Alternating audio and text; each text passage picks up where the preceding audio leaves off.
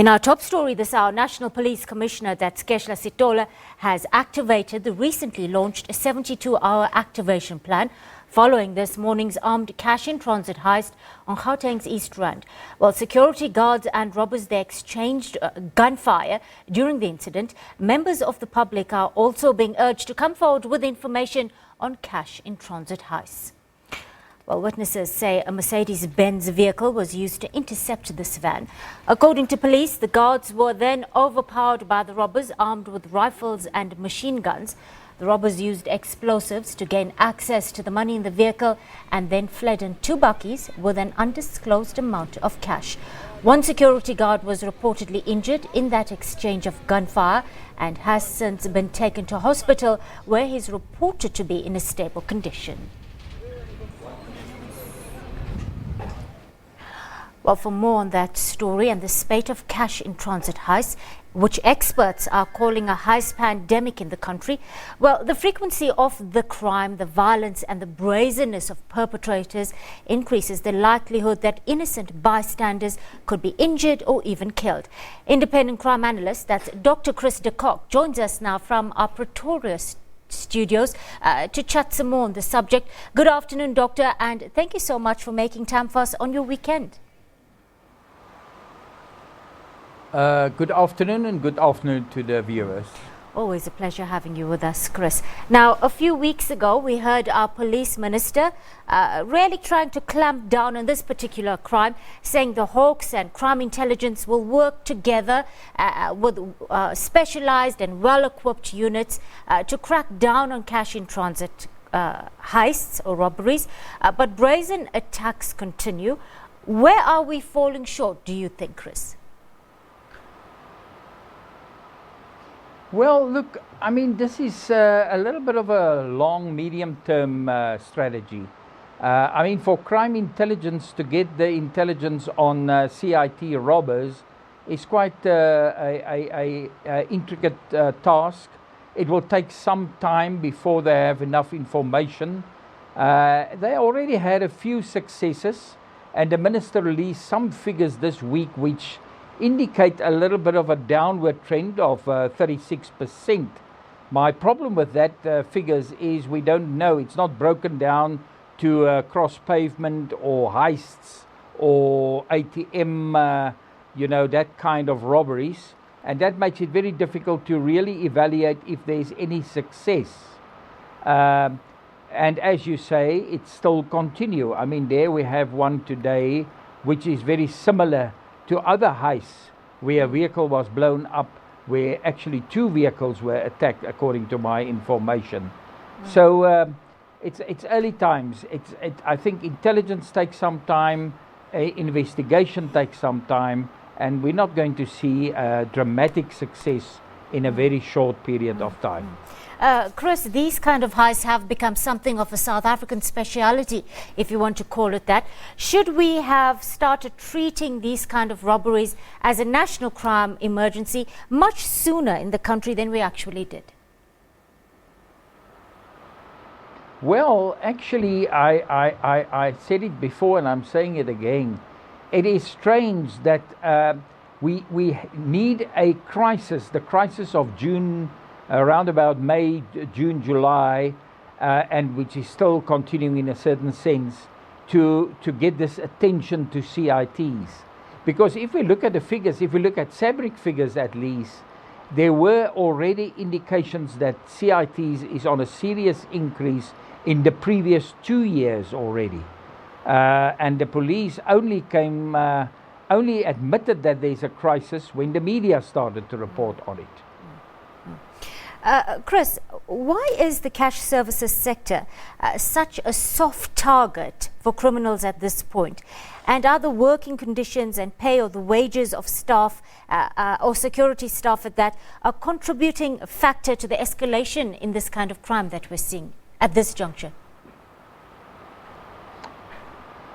Look, I think it is quite a soft target if you take how much money, how many trips per day. I mean, I have heard figures long, and I don't know if it's still relevant, but a lot of money is transported on a daily basis. And actually, it seems that there are people who know exactly how to stop that vehicles. They are armed. They have got the necessary explosives to blow up the vehicle, to get to the money. So it is actually, and it's large amount of money which is transported. So that all make it a very lucrative target. There is actually ways of protecting the money. There's, for example, and I don't know why more CIT companies is not using it. There's, for example, the vault, which is in the vehicle, which can be protected by a chemical. The moment the vehicle come under attack, these chemicals explode, and it protect the money. It actually create a foam within the vehicle, and the money can't be taken out of the vault. It is encased within this foam. But it seems not many companies are using it. If we hear, like today, that people got away with the cash. Chris, many of these heists or robberies happening on highways, busy roads, even at shopping centres, and we are approaching the festive season, which is known for shopping sprees and so on. What are the do's and don'ts of getting out of the situation alive should one be caught up in such a situation, perhaps even with children? Well, if it is a cross pavement or in a shopping mall, shopping centre, that's also cross pavement type of heist. The only advice I can give is don't get involved. Just lie down on the floor. Just keep yourself as small with your face down. Just keep yourself as small as possible. Try to hide in shops if you have time nearby, and again lie down on the floor, because if there's a shooting incident, the bullets at least may not strike you. There's a less of a chance of that, or it may only cause a minor wound. But if that's the only advice I can give in shopping malls. When it's on the highway, that is even more problematic, because you can imagine most of these heists, according to all the figures, is during peak hours in the morning between 8 o'clock and about 9 o'clock, 10 o'clock, around about there.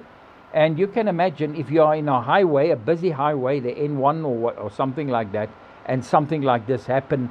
Because just this week, just on Wednesday, two ladies in the Northern Cape, between Hartswater and Hartswater and another town, were hijacked in such a situation, in a CIT robbery. This morning, early this morning, there was an incident of truck hijacking, possible truck hijacking near Polokwane, near the toll gate. And in that process, there was an accident.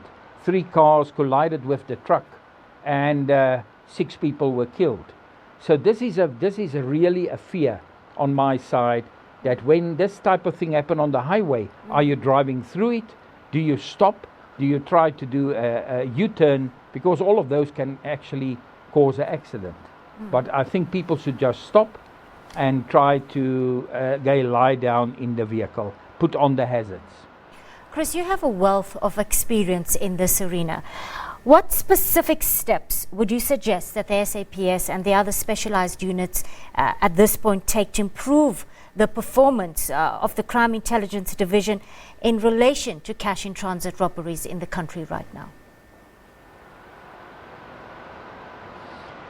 Well, you know, when it comes to that, cash in transit is a very well organized form of crime. I mean, this is one of the pinnacles of organized crime. So where they will have to improve is to try and get sources, all the sources nearest to the transitu robbers, to the cash in transit robbers. Try to get those people inside the syndicates. Also try to infiltrate the syndicates, which is very difficult because it's a very close group. For each robbery, they choose another team, and it will be very difficult for an outsider to infiltrate. So what they will have to do is to get sources within these syndicates, weak points in the syndicates, get the information, and know even beforehand, before the robbery is going to take place, so that they can be ready and hit them on the job. Independent crime analyst there, Dr. Chris De Kok, joining us from our Pretoria studios. Thank you so much for sharing your invaluable insights with us.